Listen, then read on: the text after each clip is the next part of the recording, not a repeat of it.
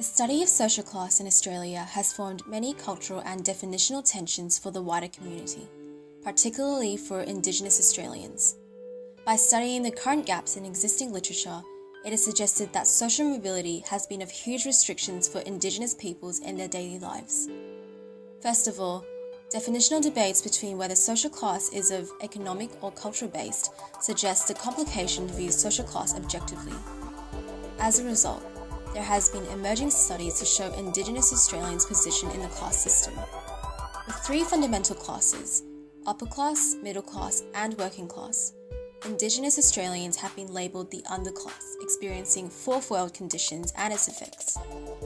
Such conditions include the social reproduction of education. The National Testing NAPLAN for schools have shown 80% of Indigenous students reaching under the National Reading Benchmark in 2005, thus reflecting major constraints in social mobility. Social exclusion is also experienced in study comparing attitudes between Australia, Britain, Great Britain, and West Germany. It is concluded that Australia is seen to be the least concerned about issues for non-Caucasian groups, reflected through attitudes regarding Indigenous peoples. It is therefore with these constraints in social mobility for Indigenous Australians that contribute to the gaps in existing literature on social class.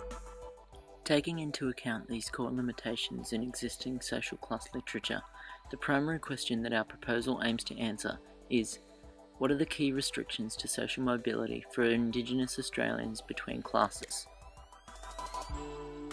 Intergenerational mobility is strongly related to the level of cultural socialization and parental encouragement in children's educational attainment, as found by UK government's 2013 Taking Part survey. Our research will adapt the questionnaire used by this survey and amend it to suit Indigenous Australian context.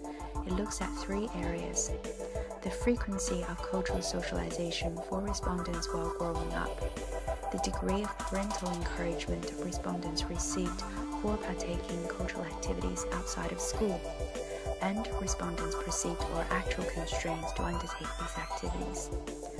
By measuring practices relevant to cultural capital transmission, we expect to uncover the mechanism behind constraints in intergenerational mobility. This facilitates our investigation on key restrictions to social mobility for Indigenous Australians within the current class system.